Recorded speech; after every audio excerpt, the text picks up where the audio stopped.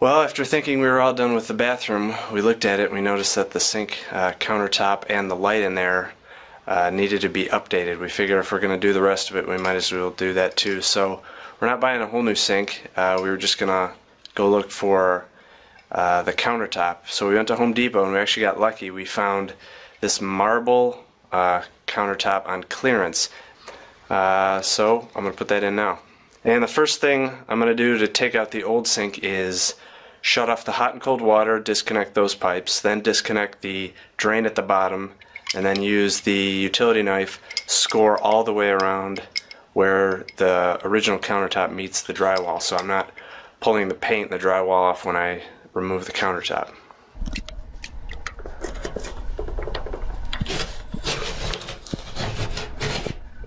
Well, I got the sink off. It took about 20 minutes. It wasn't super easy, but it was pretty much how I expected. I had to climb underneath, take the bolts off of here, unscrew this drain plug, disconnect everything. The problem is I have really old, cheap shut-off valves in my house, and no matter how, I don't want to over-tighten them and break it, but you got to tighten them with pliers just to turn the water off so it still drips. So I'm gonna hurry up, take the faucet off, try it out on the new sink. And one problem we're gonna have is this edging is a little bit higher on the old stuff than it is on the new sink, so I might have to clean up some of the drywall, maybe sand it and paint it before we put the new sink in.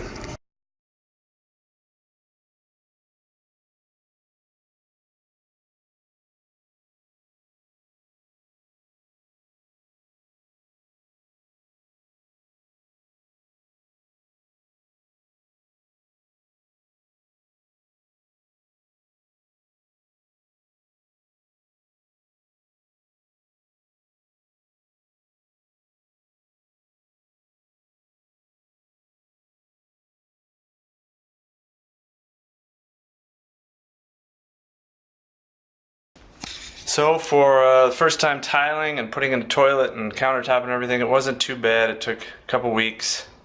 Not working every day. We had to wait for the faucet and everything, but I guess now we're ready to go upstairs and tackle the 2 showers in the bathroom floor up there.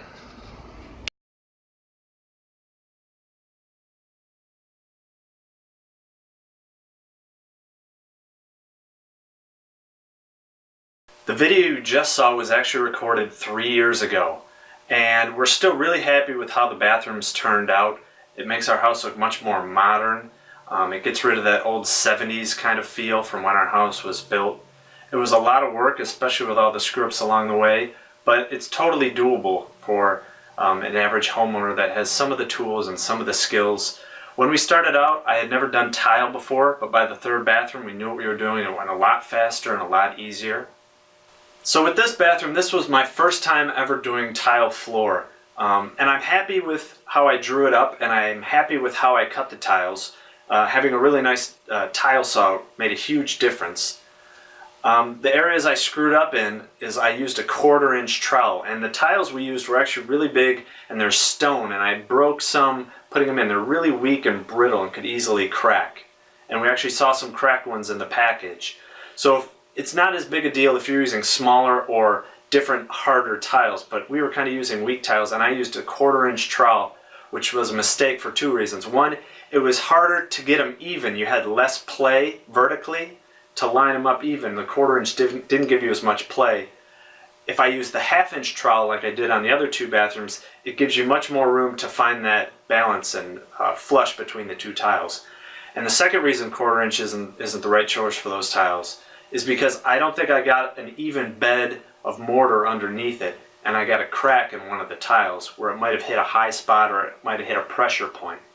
It wasn't a huge crack and it's not very noticeable, but I didn't get it in the other bathrooms where I used the thicker trowel.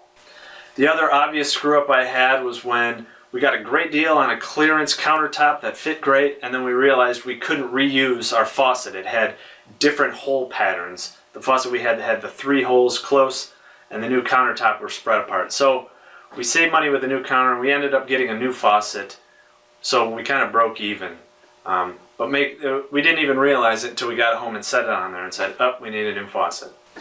And one thing I didn't show was how to install the toilet in this video. If you want to check that out, I have 2 other videos I did from the other 2 bathrooms, and I show setting the wax ring, and I actually used 2 wax rings so I could get a nice squish down seal on that pipe. So if you want to see how to install the toilet, you can check out those videos. And you'll notice that the toilet I used was actually a dual flush low flow toilet. I'm not really happy with it. When guests come over, they don't hold the button down and it clogs. And we've had a lot of issues with it clogging. So that's just I thought I was doing the right thing by getting a low flow toilet, but it's actually been quite a bit of a hassle. So if you want to check out those other videos, you can see the links in the description or check out my playlist. So my advice to you is expect things to go wrong. If this is the first time you're doing this, you're not going to do it perfectly, and we didn't either. We screwed up on the tile floor and the shower and the toilet.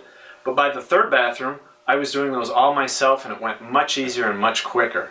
The next thing is expect it to take a lot more time than you originally think. We thought, oh yeah, it'll take a week or a weekend or something like that, and it took a lot more because you have to go to the store and buy stuff you forget, or you have to wait for things to dry, so it takes a lot more time than you originally think. And it also costs a little bit more money than you thought. Even though we had the spreadsheet filled out and we thought we had bought everything initially, you forget, oh, you need 1 more box of tile, or you break a tile, or you need more mortar, so it's going to cost a little more money than you thought. But just make sure you have a plan. Measure everything up, know what you want to do, get dimensions and quantities for everything, fill out the spreadsheet and get an idea of what you need and what it's going to cost. And watch some videos and talk to people who have actually done it and get their opinion on what they forgot and how they screwed up, or tips and little tricks you can do to save you time and do it right, hopefully the first time. So let me know. Hopefully this is helpful, and let me know what you think. Thanks. The video you just watched was just one part from a series of bathroom remodel videos we did. Click next to see the next video in the series, or you could check out my bathroom remodel playlist to see all the videos we did while remodeling the 3 bathrooms in our house. And if you found this video helpful, feel free to like the video and subscribe. Thanks.